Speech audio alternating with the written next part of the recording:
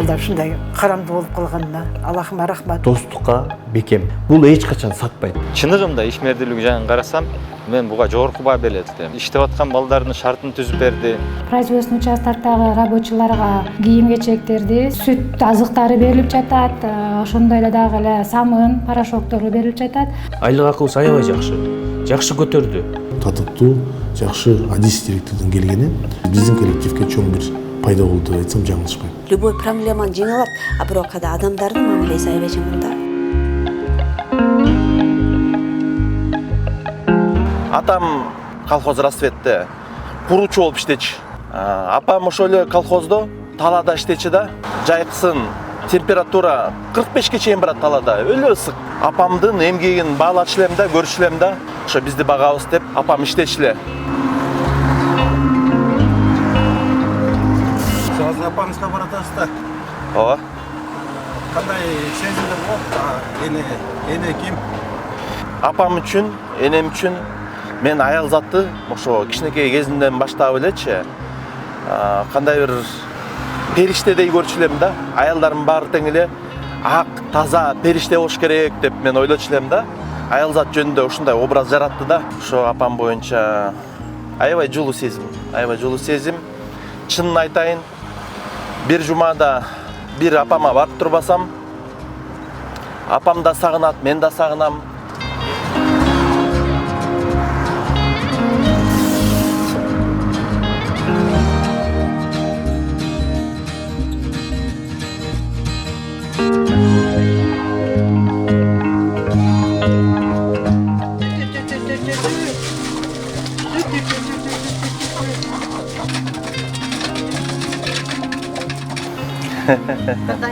Кандай сапа? Жакшы өзүң кандай? Ден соолугуң жакшыбы? Жакшы. 6 балам бар. 6 баламдын Адил экинчиси. Апа деп эле көзүмдө карап турушат. Конок-тонокко барганда, апа тыйының барбы, жетишеби деп. Кийимди деле өзүлөрү алып келип турушат мындай. Адил кичинекейинен өзүөр ушундай бала болду да. 5 жашында садикке барды. Колхоздун садигинде. Андан кийин 6 жашында окуп эле орус класска берип койдум. Окуумда жакшы бүттү. Балдарын багып деле, жумушун деле кылып, эненин жүрөгүн деле эритип келип, бетимен экөөп, анан кетет. Бир жумада бир келет.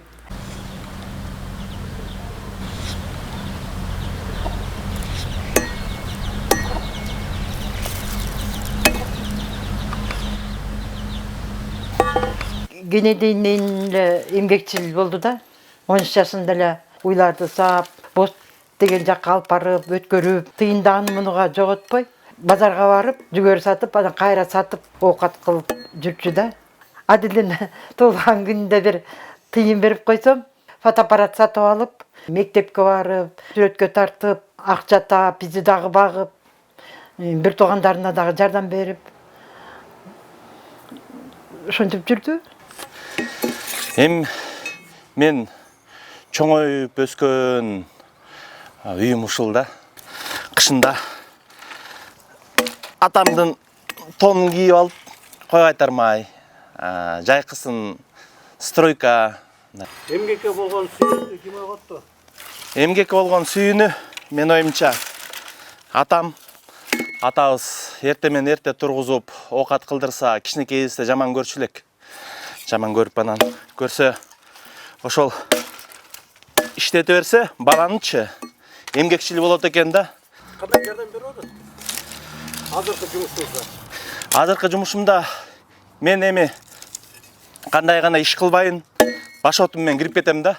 Азыркы жумуштан ошого мындай айткандай өзүмдүкүндөй көрүп элечи, күнү түнү эле иштеп атабыз да. Дем алыш күн жок эле иштеп атабыз. Атам айткандай, кылганың мага, үйрөнгөнүң өзүңө дегендей атабыз үйрөтүп кетти бизге эмгекти. Балтанын оорун алып алыптырсың. Жаның кыйнабай, алдыңда эле кичиреги бар болчу. Жок, жакшы эле апа. Кем карчымды толуктап турат. Мама, эмнең бар, эмнең жок деп. Анан мен кадимкидей энелик мээрим төгүп, ичим жылыйт да. Атам эрте каза болду. Ошондо атам каза болгондо 47-де болчу. Жоопкерчилик баягы үй түшүк деген эрте мойнума илинди да. 13 жашында уйларды өзүм саачу элем. Уйларды саап, ал сүттү сатып келем. 13-14 жашында тетиги Ош базарынын тегерегинде жүгөрүнү бышырып алып, анан сатып келчү элем. Ошентип апама жардам берип калдык. Атам деле өзү эмгекчил киши болчу, эч качан оокат кылгандан, эмгек кылгандан каччу эмес да. Ошондуктан үй бүлөбүздүн баары эле ушундай. Кара жумуштан качпайбыз. Bir gün эле туулган күнүмдө мама эмне сатып берейин деп калды. Канча жашында? Ошондо бир 16-17 беле, ошондо. Ой балам, силерден эме деле күтпөйм, белек деле күтпөйм. Силер мага өзүңөр белексиңер десем. Ошо bir кофта, bir жакшы көйнөк алып келиптир. Ал тиги баягы тыйын чогултуп жүргөн акчасын алып келген го. Сонда мени бир кубанткан. Айланайын албайм деп аткан жаным көйнөктү кийип, кофтаны кийип, кудуңдап сүйүнүп, бетинен беш жеп окшойт ушунда.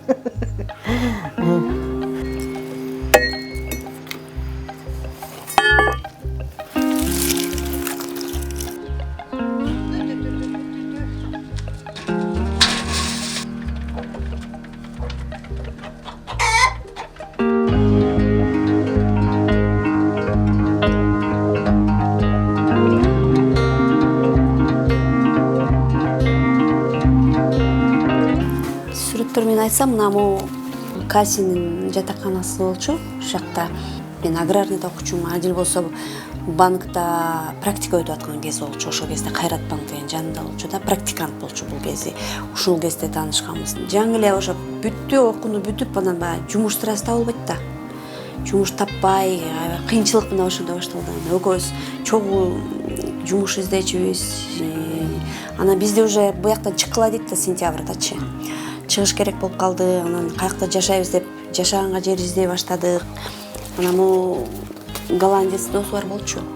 Атасындай эле болуп калды. Ушу менен жашачу Адил ошол кезде. А мен болсо кыздар менен Австрияга кеттим да. Ошо 1 жыл ошентип жүрүп андан кийин анан үйлөндүк да. Мисалы, америкалык кикбоксерлор, спортсмендер келген. Ошондо переводчик болуп иштеген. Ошондо бир убактарда кээ бирде ушинтип акча таап калчу да. Постоянный жумуш жок болду да. Ушундай мындай да болуп иштеди. Стройкага да барды. Бир жума иштеди, колу мазоль болуп, эчтеке кармай албай калды да. Анан мейли иштей берем. Стройка болсо деле мейли. Мен айттым, диплом алып стройкада иштеп десем кандай болот десе, иштей берейин деп иштеп калды стройкадан. Анан бир жумадан эле ошол жана Мартин досу токмокко переводчик керек деди, англисчени жакшы билчү. Анан ошентип ал кайрымдуулук фондко котормочу болуп анан кирди ошоктон. Анан ал кезде чогуу жашап, бирок регистрациябыз жок болчу. Регистрация алган күнү бизде ошо фондто иностранецтер көбүнчөсү ошо куттукташты да. Биздин баягы той берип, свадьба бербесек дагы мындай ошо церемониябыз ошол болчу. Үйлөндүк дегенчи. Ошо жакшы коллективи бар болчу, кайрымдуулук фонд болчу. Анан аяктан иштеп жүрүп дагы мына сүрөттөрдө балдар менен иштечү. Каралбай калган көчөдө жашап жүргөн балдарды үйгө алып келчү да. Анан үйгө алып келип жуунчубуз. Анан кийимдери жок. Мен кийимдерим кээде меники чак болуп калса берчүбүз да. Адилдики чоң болуп калчу. Анан биттеген балдарды алып келчү да. Мен аябай мындай эметчим да, туура эмеспи же туурабы деп болбой эле үйгө алып келип тамак берип, үйдөгү анча мынча калган тамагыбызды жанына салып берип, нан салып берип анан кетирчүбүз. Анан квартирага чыгып жашай баштадык. Анан уже биринчи балабыз, экинчи кызыбыз. Кайрымдуулук фонддун американец болчу, чоңучу. Мынакей могу киши ал 80ден ашып каза болду. 3-4 жыл болуп калды ага чейин. Анан ушунун жардамчысы болуп калып, анан баягы котормочу болбой, ушу фонддо башка эме жумуш болуп калды да. Бул ошол киши менен жардамчысы болуп жүрүп, анан Кара-Балтага кеттик биз. Кара-Балтада дагы Беловодскийде балдар үйү бар го. Ошол жака кеттип, Кара-Балтада 1 жыл иштеп, аякта да котормочу болуп иштеп жүрдү да. Андан кийин эмнегедир эле мен өзүмдүн бизнесимди ачышым керек, бирөөгө иштебейм деп эле. Анан тиги Вайн Антоновкага көчүп келдик да. Бизнес ачтык да. Ошо менен котормочу болуп калды. Анан балдарды садикке алып барчу, маршрутка менен бала жанга жеткизип. Пересадка менен жеткизчү экөөнү. Анда машинабыз да жок. ошол кездеги да. Уул балабыз, кызыбыз. Жашоодо кыйынчылыктар болот эмеспи? Ооба. Ошол кыйынчылыктарды кантип жеңесиздер? Ой, жеңген биз дебейсизби? Ой, аябай көп болгон. Жашоодо эмне бар болсо ошонун баары эле болду го. Кээде аябай күлкүлүү күндөр болгон, мага лимонадтын бөтөлкөлөрүн өткөзүп нан алып жечүбүз да. Бирок кыйынчылык эмес экен көрсөң. Анан балдар төрөлгөндөн кийин анан башталды да. Аябай чоң сыноолор башталган. Андай сыноолорго көп эле адамдар чыдабайт да. Саясатка чак эле аралаша баштады. 2010дон баштап аралаша баштады го. Ага чейин бизнес кылып жүрдүк да. Бизнес кылганда дагы көп кыйынчылыктар болчу. Анан саясатка аралашканда дагы болду. Башында мен ойлоп аттым да, эми буга эмне азап, жыргап эле жашап жүрө бербейби. Бирок азыр түшүнөм. Адил ал жолду тандаган жок да. Мындай татаал жол тандап атат, анткени мен ошол максатка жаралгам деп ойлойт да. Кандай кыйынчылык болсо маанилүү эмес да. Биз эми коркпойбуз уже кыйынчылыктан, кандай болсо да коркпойбуз да. Анткени уже кыйынчылыктан өткөндөн кийин адам коркпойт. Сыртта кандай гана эмелерден напряжениялар менен келет. Кээде аябай калчылдап чини келип бирөө менен урушуп келет да, бирок анда үйгө келбейт да. Ошто өзүн басып баарын үйгө иши күлүп кирет да. Любой проблеманы жеңе алат. А бирок адамдардын мамилеси аябай жаман да. Аябай обидно, жүрөгүңө катуу тиет. Ошондо аябай катуу жаман болот. Кээ бир жерден өзүң мындай культурный көрсөтүш керексиң, сороону. Анда андай жок да. Кандай болсо эле ошондой эле көрсөтө берет өзүн. Кандай сүйлөсө эле сүйлөй берет. Жазалымдай жазаганды билбейт да. Адил Качкынбекович Назаров жөнүндө айта турган болсом, мен биринчи жолу бул бала менен Жети областынын ынтымагы деп бир замандаш журналында редактор болуп турган убакта Жалал Абадка барып ошол жактан таанышып калдык эле да. Андан кийин келип бул шаарда баягы коомдук иштерге активдүү аралашып жүрдү. Анан баягы өзүнүн кесипкөйлүгү менен англисче, орусча, ушундай кыргызча баардык тилде эркин сүйлөй ала тургандыгы менен айырмаланып, балдардын арасында лидерлик сапатын көрсөтүп келди да. Адил биринчи келгенде муниципалдык ишкана тазалыкта зам директор болуп, директордун орун басары болуп иштеп калды. Ошол жерден баягы өзүнүн иш билгилигин көрсөтүп, мындай алганда ошо баягы кызмат ордунда ошол баардыгын тең ордуна коюп, өзүнүн алдыңкы сапаттарын көрсөтө алды жетекчиликте. Ушундай сапатын баалоо менен ошол кездеги мэрдин милдетин аткаруучу Балбак Зарлыкович Төлөбаевдин колу менен Бишкек санитардык полигонуна директор болуп дайындалды. Ушу Бишкектеги көйгөйдү чечем деп аябай аракеттен кышы бою смог маселеси менен смогту жоюу маселесин көтөрүп ТЭЦке барып, полигонду жанагы мусорда таштандыларды түтөп аткан 30 жылда бери түтөп келаткандарды өчүрүп өзү көп маселелерди көтөрдү. Билинбеген менен аябай чоң жумуштарды кылды. Ошол эле иштеп аткан балдардын шартын түзүп берди. Производственный участоктогу рабочийларга кийим кечектерди, сүт азыктары берилип жатат, ошондой эле дагы эле самын, порошоктору берилип жатат. Айлык акыбыз аябай жакшы. Жакшы көтөрдү. Кандайдыр майрамдар болсо, премиядан алып атабыз. Прозрачность деп коет, баягы түшүп аткан акчаларды полигондун өзүнүн кирешесин көтөрөм деп, мына азыр буюрса, мен билишимче 500 миңге жеткирди окшойт. Анан чоң мафия бар ал жерде. Ошолорго туруштук берип, мына ичинде интригалар болду. Аны жеңип чыкты. Эми көп ойлойт экен бир аябай бир майлуу сүттүү жерде отуруп, жок, өтө кыйын ал жерде иштешчи. Эң негизгиси бул финансылык жактан дагы өзүнүн сабаттуулугун көргөздү. Адил Качкынбекович Назаров келгенден бери бул адам өзү дагы экономисттик билими бар адам экен. Биздин негизги тарифтен тышкаркы кылган кызматтарыбыздын тарифтөөсү тартипке келтирилип атат. Эми үчүн дегенде сортировка жана башка кызматтар бар, ошолордун баарын эсептеп чыгып, ошолордун баасын аныкташ азыр ошол жумуш жанданып тартипке келтирилип атат. Анан кийин бекитилген тарифтин ичинде Евробанктын кредитин жаба турган акча да каралган. Тышкы донорлорго ушул долбоордун негизинде төлөп бере турган кредиттик биздин өзүбүздүн кандайдыр милдеттенмебиз бар болчу. Былтыр мурда жылдары бул каражат топтоо маселеси абдан оор болуп келген. азыркы учурда эч кандай финансылык мындай бир кыйынчылыкка барган жок. Быйыл кыштата өзүңүздөр көрүп атасыздар, мынакей көрдүңүздөр, ыш түтүн маселеси, смог деп эле баягы Бишкектин үстүн ыш каптап, аябай кыйналдык. Ошол учурда Адил биз өкмөттүн токтому менен Бишкек шаарынын мэриясынын астында экологиялык кеңеш түздүк. Ошол экологиялык кеңештин катчысы катары Адилди чакырып алдык элек. Анан Бишкек шаарынын экологиясы үчүн өтө чоң пайдалуу нерселерди жазады да.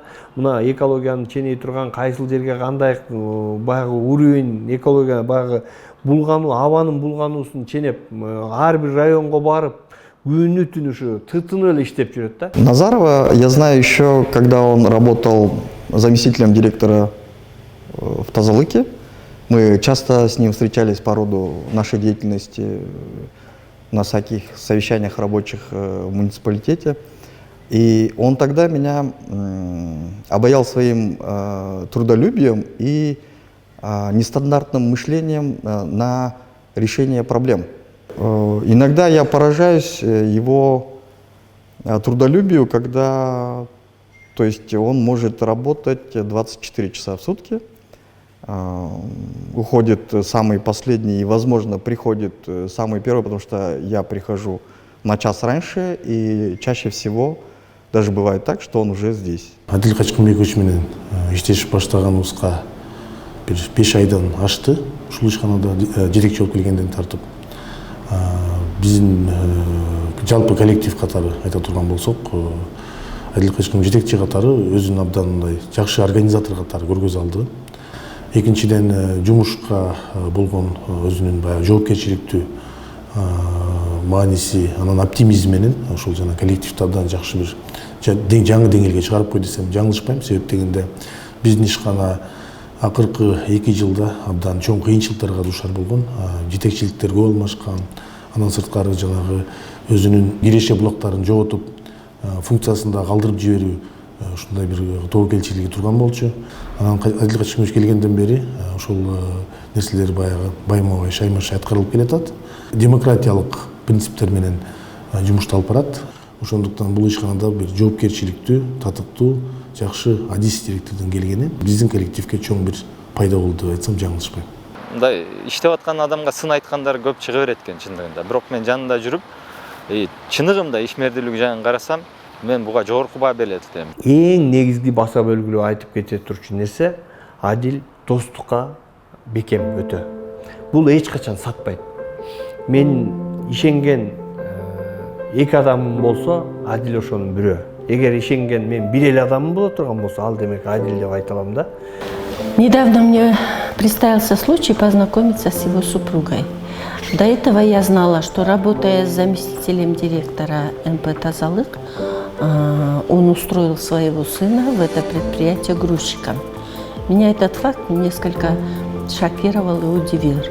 Но, познакомившись с его женой, видя их взаимоотношения, я поняла, что даже я, человек, умудренный опытом семейной жизни, благополучной семейной жизни, я поняла, что эта пара действительно правильно настроена на то, чтобы правильно воспитывать своих детей. И этот факт меня несколько и удивил, и поразил.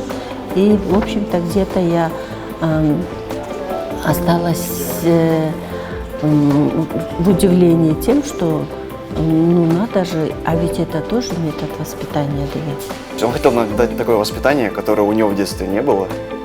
Он пытается быть добрым, но когда, многие люди бывают так, что как бы эту доброту принимают за слабость. И тогда он уже становится жестким, да, по-настоящему, да. Вот чаще всего он мелькает именно в таком образе. То есть многие на него смотрят и думают, вот такой важный человек, там, в костюме, все такое. Сам по себе он простой человек на самом деле. Что я могу рассказать об отце? Я думаю, в нем больше хороших качеств, чем плохих. За все эти годы, из-за всех испытаний, через которые он прошел, он действительно стал сильным человеком. И я думаю, что он очень мудрый. И как отец он тоже очень хороший.